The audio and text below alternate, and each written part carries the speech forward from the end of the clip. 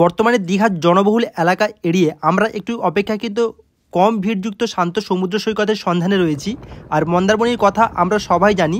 আপনারা যদি দীঘা বা মন্দারমণি ঘুরতে আসার প্ল্যানিং করছেন বা সমুদ্র পছন্দ করেন, তাহলে ভিডিওটি অবশ্যই শেষ পর্যন্ত দেখবেন। সমুদ্রের নানান সৌন্দর্যের সাথে সাথে ভিডিওটিতে নানান তথ্য দিয়ে সমৃদ্ধি করা হয়েছে। আজ এই মন্দারমণি আপনারা কিভাবে আসবেন, কোথায় থাকবেন, কি খাবেন এবং এই বিচে আপনারা কি কি ঘুরে দেখতে পারেন, সব কিছু নিয়ে ভিডিওটি রিপ্রেজেন্ট করব। তবে মন্দারমণি হতে পারে আপনার পরবর্তী ডেস্টিনেশন। তাহলে চলুন আজ আমাদের সাথে ঘুরুন দীঘা থেকে মন্দারমণি। এখন দুপুর 2টো বাজে আর আমরা বেরিয়ে পড়ছি ওল্ড দীঘা থেকে মন্দারমণি। সকাল থেকে কিন্তু ননস্টপ বৃষ্টি হচ্ছিল, কিন্তু আপাতত আকাশ সম্পূর্ণরূপে ধরে গিয়েছে। আপাতত আকাশটা ভালো রয়েছে আর আমরা ওল্ড দীঘা থেকে বেরিয়ে পড়লাম। দেখতে পাচ্ছেন এদিকে ওল্ড দীঘা দেখা যাচ্ছে। ওল্ড দীঘা থেকে বেরিয়ে পড়লাম মন্দারমণি যাওয়ার উদ্দেশ্যে। এর আগে আমরা নিউ দীঘা এবং ওল্ড দীঘা এবং তার পাশাপাশি যে স্টপেজগুলো রয়েছে, যে টুরিস্ট স্পটগুলো রয়েছে, সবগুলো ঘুরিয়ে আপনাদেরকে দেখিয়েছি।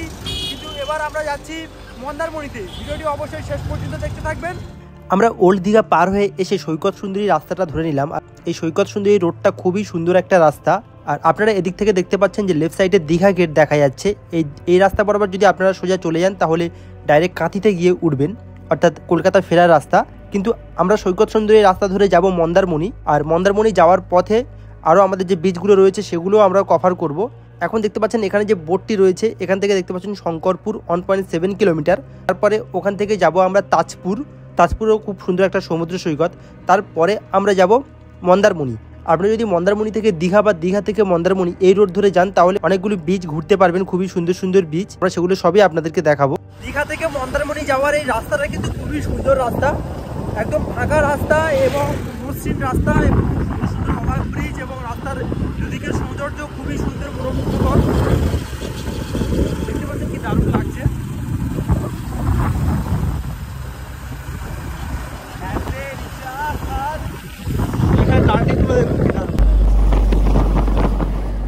এখান থেকে দেখতে পাচ্ছেন তাজপুর 6 কিলোমিটার এবং শঙ্করপুর মৎস্যবন্দর সি বিচ, সেটা এখান থেকে 1 কিলোমিটার।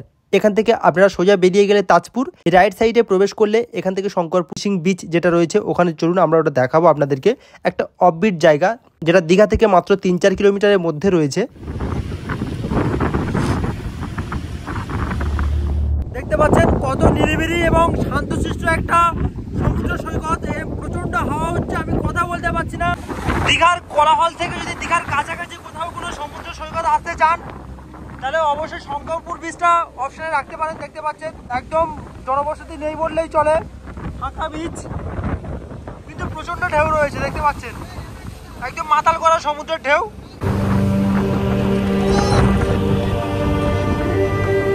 আমরা আবার এখান থেকে যখন মেন রোড বরাবর তাজপুরের দিকে যাব, তখন সি বিচের মেন রোডের কাছে সি ভিউ করা রয়েছে। এই দেখতে পাচ্ছেন আমরা মেন রোডে চলে এসেছি। আর এই হলো শঙ্করপুরের ভিউ পয়েন্ট করা আছে, এখানে আপনারা বসতে পারেন এবং খুব সুন্দর একটা ভিউ। এখানে আমরা নামলাম না, আমরা ডাইরেক্ট এখন যাব তাজপুর। আমরা এখন শঙ্করপুর পার হলাম, শঙ্করপুর পার হয়ে এখন তাজপুরের দিকে যাচ্ছি। আর তাজপুরের পরে আমরা যাবো মন্দারমণি। শঙ্করপুর থেকে তাজপুরের দূরত্ব 3 থেকে 4 কিলোমিটার। ধরুন এরপর আমরা তাজপুরে যাবো এখন। দেখতে পাচ্ছেন আবার সমুদ্রের হাত দিয়ে আমরা যাচ্ছি। আর পুরো রাস্তাটাই আমাদের সাথে আপনারা উপভোগ করুন, কারণ ম্যাক্সিমাম আমরা যে ট্রিপটি করছি, রোড ট্রিপটি, সেটা সম্পূর্ণ সমুদ্রের পাড় দিয়ে। তাই আশা করছি আপনাদেরও খুব ভালো লাগবে। দেখতে পাচ্ছেন খুব সুন্দর ভিউ, সমুদ্র এখন একদম উত্তাল অবস্থা। আর আমরা এই সমুদ্রের পাড় দিয়ে এখন যাচ্ছি তাজপুরের দিকে।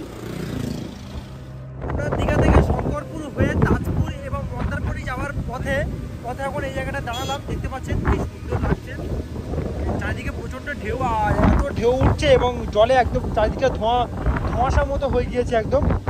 আর ফাঁকা চারিদিকে দেখতে পাচ্ছেন, আর কি সুন্দর ভিউ দেখুন। এদিকে নারকেল গাছ ভর্তি রয়েছে। সমুদ্রের উত্তাল গর্জনটা আমি আপনাদেরকে দেখাচ্ছি। দেখুন সমুদ্রে এখন একদম উত্তাল অবস্থা, ফুল জ্বর চলছে এখন।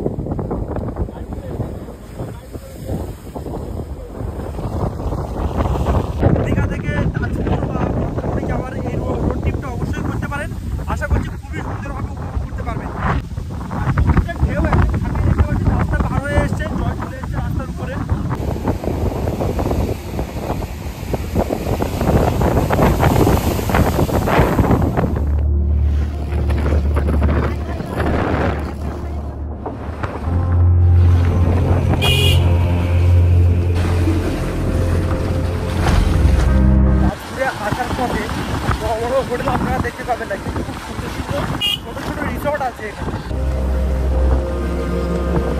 তাজপুর সি বিচের কাছাকাছি চলে এসেছি।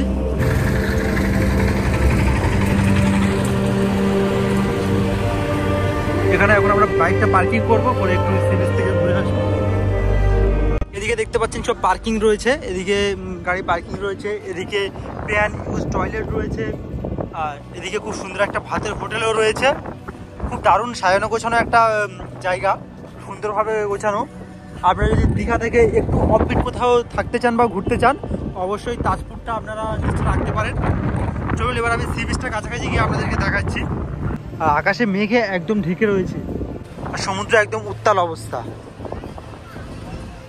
এই দেখতে পাচ্ছেন তাজপুর সি বিচের কাছে আমরা একদম চলে এসেছি। আর সি বিচের একদম বিচেই এখানে বিভিন্ন সামুদ্রিক স্ট্যাচু করা রয়েছে। এখানে বিভিন্ন কচ্ছপ এবং সামুদ্রিক স্ট্যাচু রয়েছে, এদিকে একটা মাছের স্ট্যাচু রয়েছে। বেশ, আমার তো বেশ ভালো লাগলো এই সি বিচটা, কারণ খুব ছোটোর উপরে খুব সুন্দরভাবে সাজানো গোছানো। আর এদিকে বিভিন্ন সুন্দরভাবে পার্ক টাইপের করা রয়েছে। আর এই টাইমে ওয়েদারটা দেখুন কি দারুণ লাগছে। এখানে একটা খুব সুন্দর বসার জায়গা রয়েছে। তাজপুর কেমন লাগছে? ভালো, আর বাকি জায়গা থেকে দেখতে বেশি স্ট্যান্ডার্ড লাগছে। দীঘার ওই জনবহুল এলাকার থেকে এই জায়গাটা অনেক ভালো। তো লোকেদের দীঘাতে বেশি, জেন্টালম্যান লোকেদের আলাদা। একদম একদম একদমই তাই। দীঘাতে সব ধরনের লোক রয়েছে, প্রচুর প্রচুর ভিড়। আর ওখান থেকে আপনারা যারা একটু একটু শান্তি বা অ্যাকচুয়ালি সমুদ্রের ভাইবসটা নিতে চান, দীঘাতে তো না নামা যাচ্ছে আর না লোক ঠেলে ভিড় ঠেলে কোনো কিছু দেখা যাচ্ছে। তাই আপনারা এইসব সাইডের বিচগুলো অবশ্যই লিস্টে রাখতে পারেন এবং খুব সুন্দরভাবে ঘুরতে পারেন। আশা করছি খুবই ভালো লাগবে। তো তাজপুর বিচ কেমন লাগছে? মানে আপনারা যদি দীঘাতে আসেন বা নিউ দীঘাতে আসেন, আপনারা কোনো একটা অফবিট জায়গা যদি চান, খুবই একটা ভালো জায়গা। সত্যি জায়গাটা খুবই ভালো, অসাধারণ জায়গা। আপনারা তাজপুরে একবার এসে ঘুরে যাবেন।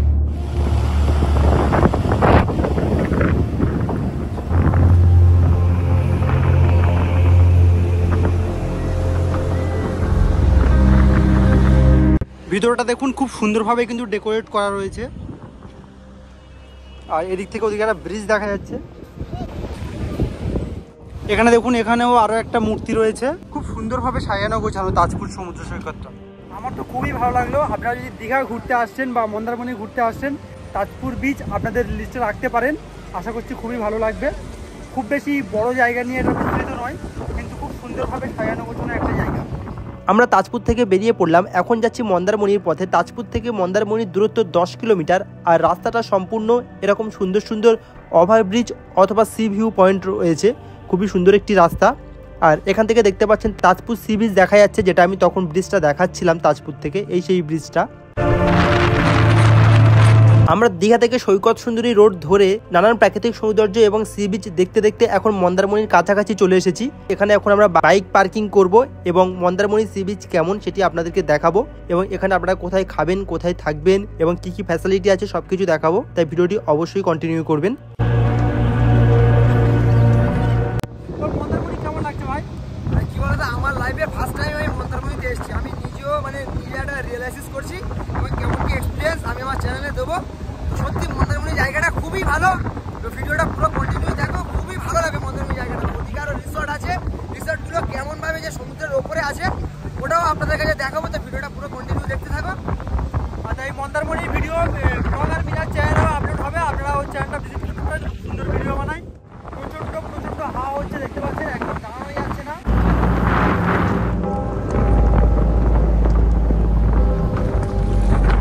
মৌসুমী আইল্যান্ডে গিয়েছিলেন, আপনারা জানবেন যে মৌসুমী আইল্যান্ডে বিভিন্ন যে রিসর্টগুলো হয় এবং তার সাথে যে সমুদ্রের পাড়ে যে টুরিস্টদের উপভোগ করার জন্য যে মাচাগুলো করা থাকে সেগুলো দেখতে পাচ্ছেন। এখানে ওই রকম ধরনের দেখতে পাবেন বেশ কিছু রয়েছে। যে স্যাকগুলো আপনারা এখানে দেখতে পাচ্ছেন, এই স্যাকে একটা দাদা ভাইয়ের কাছে আমি চলে এসেছি। তো দাদা ভাই, এই স্যাকগুলো কীরকম, মানে কীভাবে ইউজ করতে পারবে? বসে খাবে। মাছ ফাছ আছে, বিয়ার আছে, মাছ বিয়ার। কেউ যদি মাছ বাইরে থেকে কিনে আনে, ওটা আপনারা রান্না করে দেবেন, তাই তো? এখানে মূলত আপনারা বিভিন্ন ড্রিঙ্ক করতে পারেন বা বিভিন্ন ফিশ ফ্রাই খেতে পারেন। আপনারা নিজেরা চাইলে মাছ কিনে এনে দিতে পারেন, রেডি করে দেবেন। আর এইগুলোর ভিতরটা বা উপরে কীরকম দেখতে হয় আমি সেটা আপনাদেরকে দেখাচ্ছি। চলুন উপরটায় উঠে আমি আপনাদেরকে দেখাচ্ছি এটা কীরকম। এগুলো কিন্তু সম্পূর্ণ বাঁশ এবং কাঠ দিয়ে তৈরি। আপাতত আমরা যেটাতে উঠলাম এটাতে রেডি করা নেই, অর্থাৎ চেয়ার টেবিল সেগুলো ডেকোরেট করা নেই বলে ওই জন্য বললো এখন হবে না, পরে আসো। দেখি এটা ওপেন আছে কিনা। ওপেন আছে ভাই? আমরা আরও একটাতে এলাম, এটাতে ওই বন্ধ রয়েছে, দেখতে পাচ্ছেন চাবি মারা রয়েছে, কিন্তু এটা বেশ সুন্দরভাবে ডেকোরেট করা ছিল। ওদিকে দেখতে পাচ্ছেন গাছ টাছও রয়েছে, কিন্তু দুঃখের বিষয় এটাও বন্ধ রয়েছে আপাতত। আমরা ওটাতেও গিয়েছিলাম, বন্ধ ছিল। আর এই একটা খোলা রয়েছে, মা মনসা হোটেল, দেখতে পাচ্ছেন এখানে মোবাইল নাম্বার দেওয়া রয়েছে, আপনারা এই নাম্বারে কন্ট্যাক্ট করে নিতে পারেন। চলুন ভিতরটা যায় এবং ভিতরটা কেমন আপনাদেরকে দেখাচ্ছি। প্রথমে এদিকে রান্না করার যে কিচেন রুম রয়েছে সেটা রয়েছে, আর তারপর এদিকে আপনাদের বসার জায়গা, এদিকে ডাব রয়েছে, আর এবং অন্যান্য আপনাদের যে ড্রিঙ্ক করার যদি কিছু দরকার পড়ে আপনারা এখান থেকে ড্রিঙ্ক করতে পারেন। দেখতে পাচ্ছেন না, নিজেরা কিছু কিনে এনে দেন, তাহলে এনারা রান্না করে দেবেন, এবং এনাদের কাছেও সব কিছু থাকে, আপনারা বললে সেরকমভাবে অর্ডার করে সেরকম রান্না করে দেবেন, ফিশ ফ্রাই থেকে শুরু করে অন্যান্য সব কিছু। খুবই সুন্দর একটা জায়গা আর মনোরম পরিবেশ, দেখতে পাচ্ছেন এদিক থেকে সমুদ্রের হাওয়া, আর এখানে আপনারা এই মাথার উপরে এরকমভাবে বসে থাকবেন। খুবই সুন্দর একটা জায়গা, আপনারা মন্দারমণিতে ঘুরতে এলে অবশ্যই এই জায়গাগুলোতে ভিজিট করতে পারেন। আপনার নামটা কি? চম্পক মাইতি। চম্পক মাইতি। দাদা এখানে কিরকম ভাবে মানে খাওয়া দাওয়াটা হয়? খাওয়া দাওয়াটা হয় আমাদের কাছে সব রকমের মাছ, 3-4 প্রকারের মাছ আছে, কাঁকড়া আছে, তারপরে চিংড়ি আছে, চিকেন আছে, জ্যান্ত মুরগি আছে দেশি। হ্যাঁ, ওইগুলো পছন্দ পার্টিকে দেখিয়ে পছন্দ করলাম, পছন্দ করলে কিনারা দেখে পছন্দ করে যে আমি আজকে আমাদের ভেজ মিল আছে, ভেজ মিলটা হচ্ছে 100 টাকা করে 4টে আইটেম আছে, তার মধ্যে চিকেন, পমপ্লেট, খোলা, আমুদি আর গলদা, এইগুলো দেখিয়ে যে যেটা পছন্দ করে ওদের পছন্দ মতো। কেউ যদি বাইরে থেকে কিনে আনে আপনারা কি এখানে করে দেন? করে দিই, তাতে তো আমাদের লাভ হয় না, মানে এখান থেকে নেওয়াটাই বেস্ট। হ্যাঁ, তবে যিনারা একবার খেয়েছেন আমাদের রান্না, আমাদের হাতের রান্না, ওরা আবার খুঁজে এসে এখানে খায়। নামটা একবার বলে দিন আপনার এই যে সেক্টর নাম। মনসা রেস্টুরেন্ট, মা মনসা রেস্টুরেন্ট। এখান থেকে সমুদ্রের ভিউটা কি সুন্দর লাগছে দেখুন, আমি একদম উপরটায় দাঁড়িয়ে রয়েছি, আর এখান থেকে সমুদ্রের ভিউটা দেখুন কি দারুণ লাগছে। এখানে একটা বাচ্চা খেলা করছে।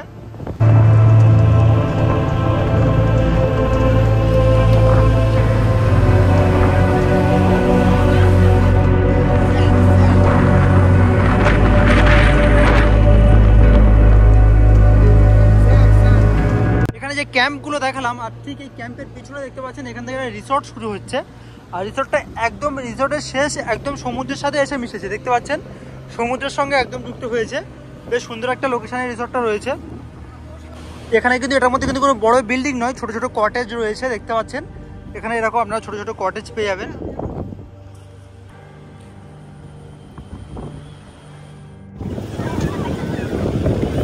তো আপনারা যারা মন্দারমণিতে আসবেন, এই যে 4 হুইলার গাড়িগুলো দেখতে পাচ্ছেন, দাদা এগুলো কেমন কি ভাড়া আছে? 400 টাকা পার হেড। কত কিলোমিটার নিয়ে যাওয়া হবে, কতটা ডিস্টেন্স? 1 কিলোমিটার যাবে এবং 1 কিলোমিটার আবার আনা হবে। তো এই গাড়িটা আপনারা দেখতে পাচ্ছেন। দাদা গাড়িটার কি নাম আছে কি গাড়িটা? রিবেল, রেটিভি বাইক। আপনারা এই গাড়িতে যারা মন্দারমণিতে আসবেন, এই গাড়িটার ভাড়া পড়বে 400 টাকা, আর 1 কিলোমিটার নিয়ে যাওয়া হবে এবং 1 কিলোমিটার আনা হবে।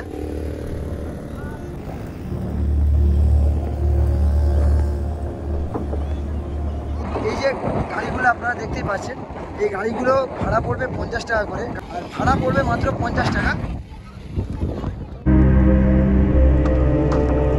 অনেকক্ষণ ঘোরাঘুরি করলাম, এখন চলুন দেখি এখানে কোথায় খাওয়া দাওয়া করতে পারেন। আপনারা রাস্তার উপরে তো প্রচুর হোটেল পেয়ে যাবেন, আর একদম সি বিচের কাছে এই হোটেলগুলো আছে দেখতে পাচ্ছেন। যেমন এখানে আমরা খেয়েছিলাম মা তারা হোটেল অ্যান্ড রেস্টুরেন্ট। আমরা এখানে অর্ডার করেছিলাম ভোলা মাছ এবং চিংড়ি মাছ। খাবারের কোয়ালিটি মোটামুটি ঠিকঠাক ছিল। চিংড়ি মাছের টেস্টটা অতটা ভালো ছিল না, কিন্তু ভোলা মাছটা যথেষ্ট সুন্দর টেস্ট ছিল। আমরা মেনু কার্ড সম্পূর্ণ এখানে দিয়ে দিলাম, আপনারা চাইলে এখানে খেতে পারেন। একদম সমুদ্রের কাছাকাছি এই হোটেলটা রয়েছে।